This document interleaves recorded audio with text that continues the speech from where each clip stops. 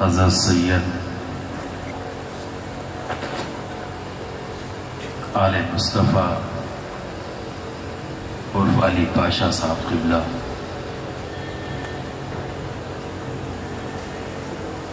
اور ان کے برادر اصغر جناب شبر پاشا صاحب قبلہ، اور خانوادہ موسوی کے تمام ذمہ دار افراد، اور خانقاہ عاشم پیر کے سے تعلق رکھنے والے بیجاپور کے سید تنویر ہاشمی صاحب قبلہ، اور میرے برادر اصغر مجاہد اسلام حضرت سید عالمگیر اشرف صاحب قبلہ، اور دکن کے مشہور و معروف علماء اہل سنت اور خطیب دکن سے وابستہ محبت رکھنے والے ان کے پیارے پیارے اچھے اچھے مریدین، السلام علیکم ورحمۃ اللہ وبرکاتہ۔ تھوڑی دیر میں نے تکلف سے کام لیا ہے، وقت بچانا چاہتا ہوں، اس لیے وقت کم ہے اور کہنا مجھے بہت کچھ ہے، تو کچھ چیزیں میں کٹ کروں گا۔ تو جلدی جلدی ایک بات آپ کے سامنے رکھنی ہے مجھے۔ تو نحمدہ ونصلی علی رسولہ الکریم، اما بعد، اعوذ باللہ من الشیطان الرجیم، بسم اللہ الرحمن الرحیم، قل لا اسألکم علیہ اجرا الا المودۃ فی القربى، صدق اللہ العظیم وصدق رسولہ النبی الامین الکریم، وَنَحْنُ عَلَى ذَلِكَ لَمِنَ الشَّاهِدِينَ وَالشَّاكِرِينَ وَالْحَمْدُ لِلَّهِ رَبِّ الْعَالَمِينَ۔ برادران ملت اسلامیہ، آئیے بارگاہ رسالت مآب میں درود شریف کا نذرانہ پیش کرنے۔ اللہم صلی علی سیدنا مولانا محمد وعلی سیدنا مولانا محمد مبارک وسلم، صلاۃ و سلام علیک یا رسول اللہ یا حبیب اللہ۔ جانشین خطیب دکن کے صاحبزادے، جنہیں خطیب دکن نے اپنی زبان مبارک سے فرمایا کہ ایک دن خطیب اعظم ہوگا، تو انشاءاللہ ہم سب کی دعائیں یہی ہیں کہ وہ ہوگا۔ اس نے ایک واقعہ بیان کیا تو وہاں سے میرا موڈ بن گیا کہ مجھے تو یہ آج اس انداز میں بھی خراج محبت پیش کرنی ہے کہ جب آپ اس مقام پر تشریف لائے دائمی آرام کرنے کے لیے، تو نائر حیدری کی صداؤں کے ساتھ آئے، تو میں اسی کے ساتھ چند اشعار منظوم خراج عقیدت بارگاہ مولا علی مشکل کشا میں پیش کروں گا، تاکہ وہ وقت پھر سے یاد آئے، اور خود مجھے بہت پسند ہے۔ جس کے ہاتھوں میں ہے ذوالفقار نبی، جس کے پہلو میں ہے شاہوار نبی، جس کے ہاتھوں میں ہے ذوالفقار نبی، جس کے پہلو میں ہے شاہوار نبی، دختر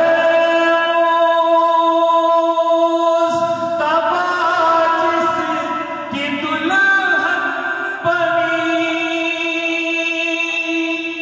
جس کے بیٹوں سے نسل نبی ہے چلی،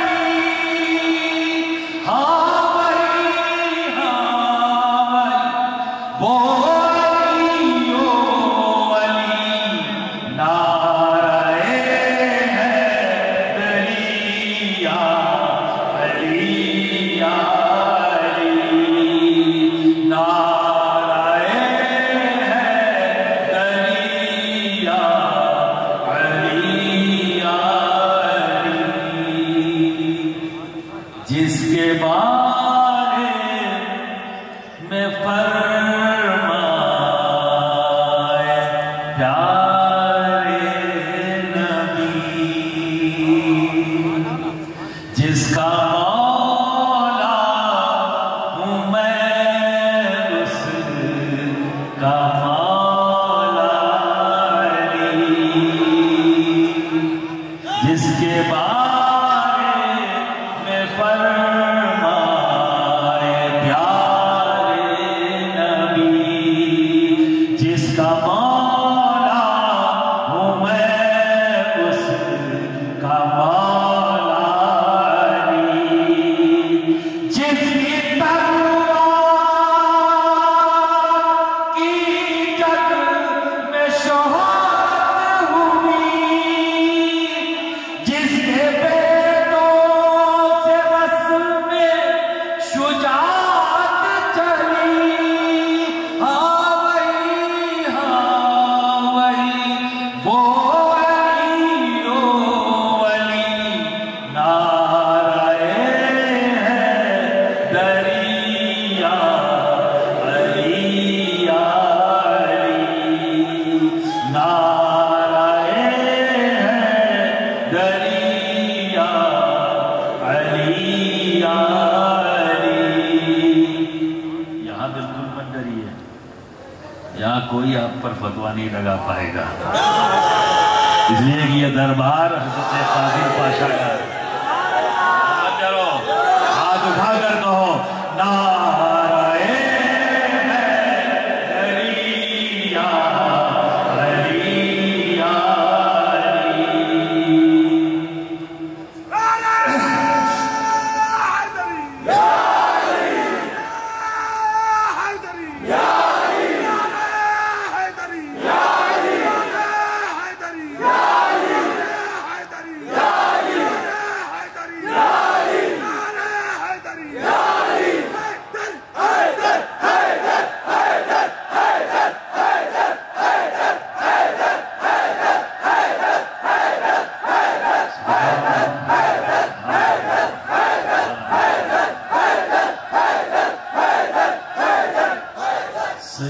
سیدوں کے وہی جد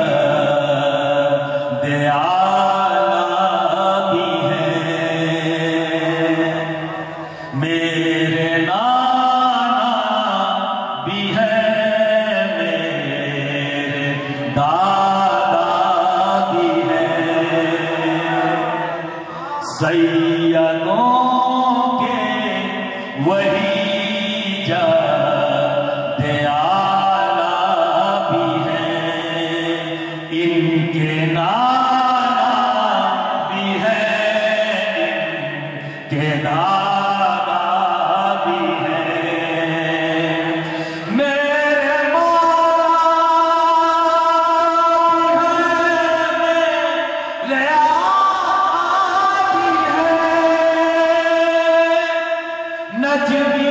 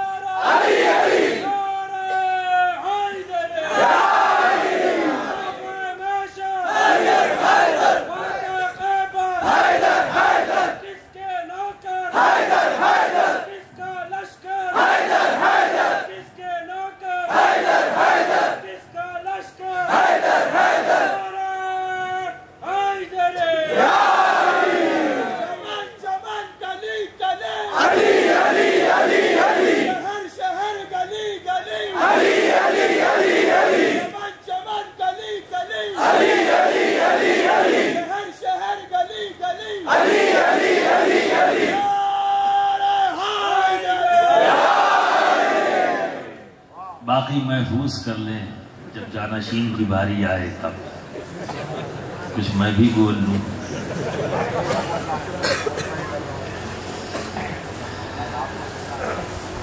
کیا کہوں، کیسے کہوں، کہاں سے کہوں؟ جب کوئی کسی سے بہت زیادہ متاثر ہو جاتا ہے نا تو سلیکشن مشکل ہو جاتا ہے، کہاں سے شروع کریں۔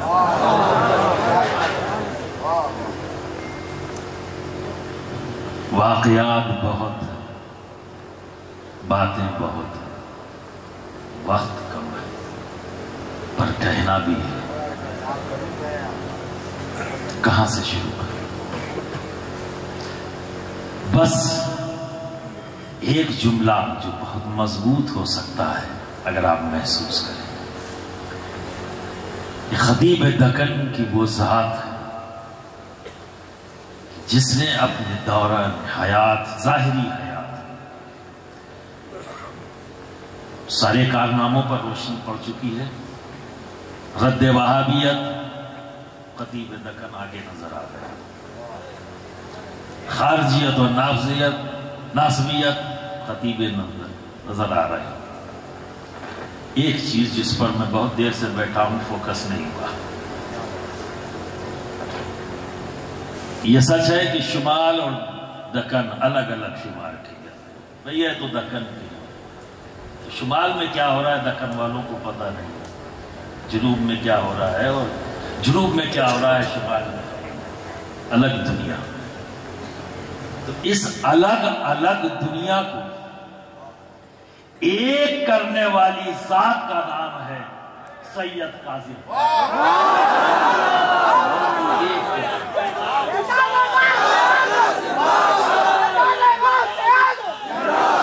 میں سمجھ نہیں پا رہا تھا کیا کیا بتاؤں۔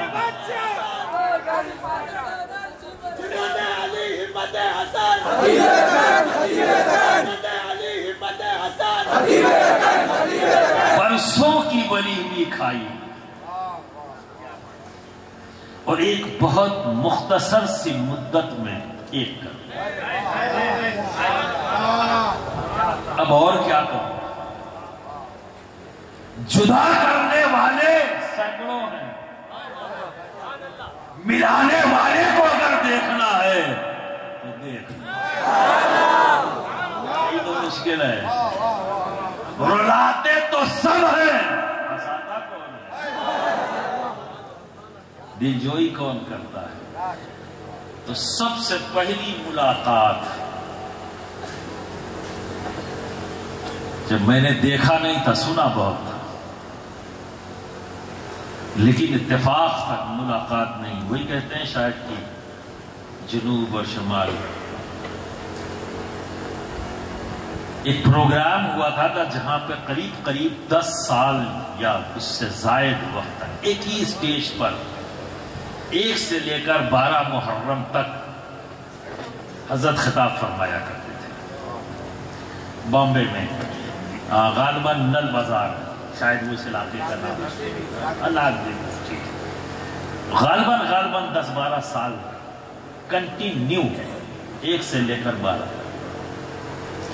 اتفاق کی طبیعت علیم، آپ نے فرمایا کہ بھئی بہتر نہیں ہے طبیعت تو کسی خطیب کو ڈھونڈ لو۔ تو اتفاق ہے کہ کچھ لوگ میرے ٹچ میں آئے اور انہوں نے مجھے دعوت دے دی۔ انہوں نے کہا کہ یہ حضرت قاظم پاشا صاحب قبلہ کا یہ اسٹیج ہے اور آپ کو ہم مدعو کرتے ہیں۔ جب ان کا نام سنا تو انکار کر ہی نہیں سکا کہ میرے بڑے کا اسٹیج ہے، وہ کسی اور کے ہاتھ میں کیسے چلا جائے۔ اس پہ سب سے زیادہ حق تو میرا ہی ہے، میں تو گھر والا ہوں، کوئی باہر والا تھوڑی نا، ہم گھر والے ہیں، ہم بھی ہموی ہیں، وہ بھی ہموی ہیں، یہ بھی رزاقی ہیں، ہم بھی رزاقی ہیں، یہ بھی اولاد غوث اعظم ہیں۔ اور آپ دیکھیں کہ بہت سی چیزیں، اب ہمارے یہاں اگر شمال کے لوگ اگر یہاں بیٹھے ہوتے نا تو جتنے واقعات آپ سن رہے ہیں وہ کہتے ہیں یہ تو ہم نے خانواد اشرفیہ میں بھی سن رکھا ہے، وہاں بھی بزرگوں کے ساتھ یہ واقعات ہیں. تو چونکہ یہ الیکٹرانک میڈیا کا دور ہے، میں ان کے کنفیوژن کو دور کر دوں. جب بات ایک گھر کی ہے تو ایک ہی تو ہوگی بھائی، الگ الگ کیوں ہوگی؟ رہے نا الگ الگ، لیکن بات تو ایک ہی کی ہے، غوث پاک کی. بات غوث پاک کی ہے، اولادوں کو پہنچانا ہے، جہاں ہے وہیں پہنچا رہی ہے. بات ایک کی ہے، اس لیے کوئی ڈیفرنس نہیں ہے. مقام کا فرق ضرور ہے، زمین کے ٹکڑوں کا فرق ضرور ہے، بات ایک ہے. اس لیے پریشان ہونے کی ضرورت نہیں. تو میرے ارادے رہے اصغر نے آپ کے سامنے کلام پاک کی جس آیت کریمہ کی تلاوت کی، میں نے سوچا کہ میں اسی میں ایک پوائنٹ انہوں نے شاید میرے لیے جان بوجھ کے چھوڑ دیا. وقت کم ہے تو بھائی بھی کام چلا لے گا، اور ہوتا ہے بھائی بھائی سپورٹ کرتے ہیں ہم لوگ سب ایک دوسرے کو. ابھی دیکھو نا، سپورٹ میں کھڑا کر دیا، خود بیٹھ گیا اور مجھے کھڑا کر دیا، ٹھیک ہے نا. تو بہرحال میں جب وہاں پہنچا، پہلے دن تقریر ہوئی، شام کو جب قیام گاہ پہ پہنچا جن لوگوں نے آرگنائز کیا ہوا تھا، تھوڑی دیر بعد وہ لوگ آئے کہ حضرت کا فون آیا تھا اور پوچھ رہے تھے کہ شہزادے نے تقریر کیسی کی. تو انہوں نے کیا بتایا آپ نے؟ کہا حضرت ہم لوگ مطمئن ہیں تقریر کی. پھر دوسرا دن آیا، پھر جب میں گیا چائے پینے کے لیے، پھر وہی سوال کی وہاں سے پوچھا گیا. میں ٹھیک ہے جو آپ نے، میں تو بول رہا ہوں، مجھے نہیں پتا کہ آپ کو کیسا لگ رہا ہے، تو جو بھی لگے آپ بتا دیجئے، میرے بڑے ہیں. تیسرا دن آیا، پھر جب چائے پینے کے لیے بیٹھے تقریر کے بعد، سوال پھر وہی کہ پھر فون آیا تھا. اب چونکہ میری ملاقات نہیں تو میں بھی پریشان ہوا کہ حضرت اتنا پریشان کیوں وجہ کیا ہوگا. تو ملاقات نہیں تھی، اور غالباً چوتھا یا پانچواں روز گزرا کہ آپ تشریف لے آئے وہاں پر بامبے. اور جب میں تقریر کر کے اسٹیج سے اترا اور چائے پینے کے لیے روز جاتا تھا قیام گاہ جو ان لوگوں نے وہاں بنائی تھی، تو جیسے ہی اسٹیج سے اترا کہا حضرت تشریف لا چکے ہیں اور ملاقات کریں گے، اور آپ آج چائے انہی کے ساتھ پینا. میں کہا تو بڑی خوشی کی بات ہے. میں جا گیا. تو اس وقت تک یہ لوگ صحیح طریقے سے ایکسپلین نہیں کر پائے تھے میرے بارے میں. وہ اتنا بتا رہے تھے کہ چوچا شریف کے ہیں، لیکن یہ نہیں بتا پا رہے تھے کہ میں کس کا بیٹا ہوں، کس کا پوتا ہوں، کس گھر سے ہوں، یہ نہیں بتا پا رہے آرگنائزر سے. تو جیسے ہی میں وہاں پہنچا، سلام کیا، دستبوسی کیا، اور پھر ان کا کہ جناب آپ کی تعریف، یہ تو پتا ہے کہ آپ کی چوچا سے ہیں، پر کس گھر سے ہیں؟ میں جاننا چاہتا ہوں کس گھر سے. تو مجھ سے تھوڑی سی خطا ہو گئی تھی، چوک ہو گئی تھی. کچھ نام میں نے لے لیے ان کے سامنے کہ آپ انہیں جانتے ہیں، انہیں جانتے ہیں. کہ ہاں میں جانتا ہوں، پر آپ کس گھر کے ہیں؟ ہم جانتا تو ہوں میں، جن کا نام لے رہے ہیں میں جانتا ہوں، پر یہ بتائیے آپ کس گھر کے ہیں. تو میں سمجھ گیا کہ اب مجھے ریالٹی بتانی پڑے گی، یہاں کام نہیں چلے گا، کٹ مار کے نہیں نکل پاؤں گا. تو میں نے کہا کہ میں سید محمد مختار اشرف الجیلانی، جنہیں سرکار کلاں کے نام سے پورے ہندوستان میں جانا جاتا ہے، میں ان کا پوتا. آپ ان کے پوتے ہیں؟ جی. تو کن صاحبزادے کے بیٹے ہیں؟ میں کہا حضرت سید اظہار اشرف الجیلانی، جنہیں شیخ اعظم کے نام سے جانا جاتا ہے، میں ان کا بیٹا ہوں. کون سے بیٹے ہیں آپ؟ انہوں نے کہا میں مجلہ بیٹا ہوں. کھڑے ہو جائیے. اب اتنا باروب چہرہ، باروب انداز، یا اللہ آج غلطی کون سی ہو گئی. جو انداز ان کے سوال کا اور وہ جو روب والا، تو ویسے بھی گھبرا رہا تھا کہ آخر ہوا کیا اور ایسی کیا غلطی کر گیا. تو میں سوچ رہا تھا شاید بولنے کے دوران میں کوئی ایسا جملہ نکل گیا ہے جس کی گرفت ہو گئی ہے. اب میں اس زمانے میں نیا تھا نیا مقرر ویسے ہی پریشر میں رہتا ہے، 4 لوگ اگر سامنے ہنس دیں تو نیا مقرر ویسے اس کی آدھی جان نکل جاتی ہے، کچھ گڑبڑ ہو گئی۔ اب سامنے جب اتنا مشہور و معروف اور باروف شخصیت موجود ہو، جس کے علم کا اور جس کے شہرت کا ڈنکا ہر طرف بج رہا ہو، اور ایسا بھی نہیں کہ میں جانتا نہیں، تو اور زیادہ روب طاری ہوا۔ میں کہا یا اللہ خیر، کہ کھڑے ہو جائیے، کھڑے قریب آئیے، قریب یا سینے سے، اور فرمایا کہاں آپ ادھر ادھر کی بات کر رہے تھے، کہاں ادھر ادھر کی بات کر رہے تھے؟ ارے ان کی بات کریے جنہیں میں جانتا ہوں اور جن کی نسبت کی بنیاد پر میں آپ سے محبت کرتا ہوں، ان کی بات کریے۔ اور اس طرح سے پھر سینے سے لگایا، خوب محبت دی اور دعائیں دیا، اور پھر انہوں نے جو تبصرہ کیا وہ مجھے بہت طاقت دیا، جس نے 12 دن جو میرے گزرے بڑے ہی کانفیڈنس کے ساتھ۔ اسٹیج ان کا تھا، لوگ ان کے تھے، میں شمال سے تعلق رکھنے والا ایک خانقاہ سے، جو آج کل ہے، جو ماحول بنا ہوا ہے، اس ماحول کا ایک رتی برابر اثر میں نے کہیں بھی خطیب دکن کے اندر نہیں دیکھا۔ جو خانقاہ کے تعلق سے بتایا جاتا ہے محبت محبت محبت، وہی چیز مجھے آپ نے نظر۔ اب آپ کو کیا کرنا ہے؟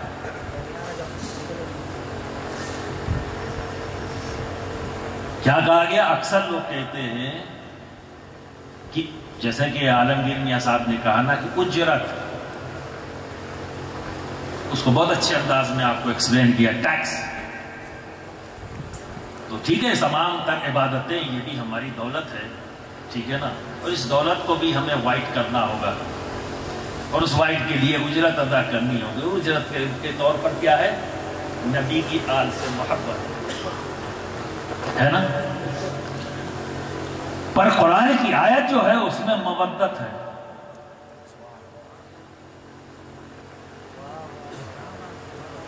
اگر اس مودت کا ترجمہ محبت کیا جائے تو اب محبت کو سمجھنا پڑے گا، محبت ہے کیا؟ تو محبت ایک دوست دوست سے بھی کرتا ہے، محبت بھائی بھائی سے کرتا ہے، شوہر بیوی سے کرتا ہے، یہ سب محبت ہے۔ ایک پڑوسی سے محبت کرتا ہے، لیکن کبھی ایسا بھی ہوتا ہے کہ دوست تھے، ایک دوسرے کا ہاتھ پکڑ کے بھی چلتے تھے، اور ایک وقت ایسا بھی آتا ہے کہ ایک دوسرے کا چہرہ دیکھنے کے لیے جب اس دوستوں سے پوچھا جائے کیا ایک دوسرے کے بغیر تمہیں قرار نہیں تھا، اتنی محبت تمہارے درمیان تھی، پھر آخر جدائی کیوں؟ تو پھر دوست کہتا ہے کہ میرے دوست نے ایسی بات کہہ دی، ایسا انداز اختیار کیا کہ مجھے بہت برا لگا، اتنا برا لگا کہ اب میں پھر اس کے ساتھ رہنے کے لیے تیار ہوں۔ جواب کیا آیا؟ مجھے بہت برا لگا۔